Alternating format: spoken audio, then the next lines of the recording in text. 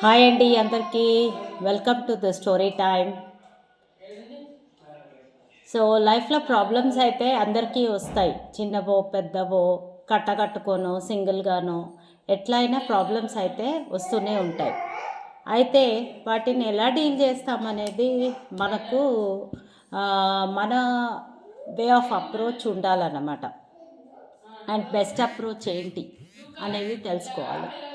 So దానికోసం ఈ story తెలుసుకుందాం. ఒక గద్ద ఎగురుతూ ఉందన్నమాట. ఎగురుతూ ఉంటే అక్కడ కూర్చున్న కాకి చూసి నేను దీన్ని సతాయిస్తానని చెప్పి దాంతోపాటు ఎగరడం మొదలుపెట్టింది. దాన్ని వెనకాల నుంచి పొడుస్తుంది, డిస్టర్బ్ చేస్తుంది, దానికి ఎదురుగా వచ్చి ఆగి ఎగరనివ్వకుండా చేస్తుంది. చాలా రకాలుగా డిస్టర్బ్ చేద్దామని చెప్పి ట్రై చేసిందనమాట. కానీ ఈ గద్ద ఏం చేసింది, దాన్ని కాసేపు చూసింది, కాసేపు భరించింది.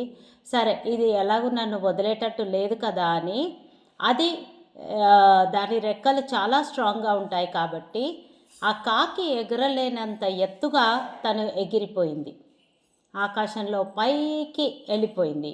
ఈ కాకి ఇంకా చేసేదేమీ లేక నా వల్ల కాదు దీన్ని సతాయించడం అని చెప్పేసి అది కిందకొచ్చి కొమ్మ మీద వాలిపోయిందనమాట.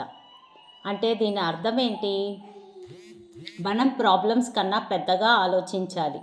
మనం ప్రాబ్లమ్స్ కన్నా పెద్దగా అయిపోవాలి. అంటే ప్రాబ్లంకే ప్రాబ్లం అయ్యేటట్టుగా ఉండాలన్నమాట. అలా అయితేనే ప్రాబ్లమ్స్ అనేవి మనము ఈజీగా సాల్వ్ చేసుకోగలుగుతాము.